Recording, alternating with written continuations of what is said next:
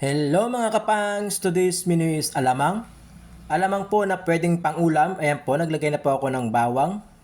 Pasensya na po kayo sa kawali ko. Medyo maitim na po. Ayan po, halu-haluin lang po natin ng bahagya. Maya-maya po ilalagay na rin po natin yung karne. Maraming karne po yung ilalagay ko dito para pwedeng pang-ulam. Ito na po yung karne. Ayan po, halos 50 pesos lang po yan. Para po pwedeng pang-ulam, pwede sa mangga. Kung may mangga naman po kayo dyan, pahingi naman po. Bagay na bagay sa mangga to. At sa kare-kare, pwede din. Ayan po, haluin lang po natin ng bagya. Siyempre, hindi mawawala yung magic sarap dyan.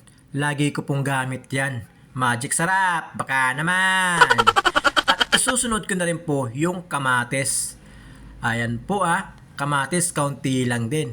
Ito po walang may request. Gusto ko lang po. Siyempre, yung pampaanghang. Sili na 5 piraso. At isusunod ko na rin po yung alamang. Yung alamang po hindi ko na hinugasan. Depende na po sa inyo yun kung huhugasan nyo. Sa akin po, hindi na po. Para yung alat niya nandun. Kukontrahin ko na lang po ng asukal. Ng maraming asukal po. Brown sugar. Para po yung alamang natin is hindi po sobrang alat. Ayan na po yung ating asukal. Kalahating kilo po yan, pero hindi ko po inubos. Baka naman po diabetes yung abutin natin dyan. Paano masabi? Ayan po, hahaluin lang din po natin ng bahagya hanggang sa kumulo. Pwede nyo pong gayahin kung gusto nyo lang.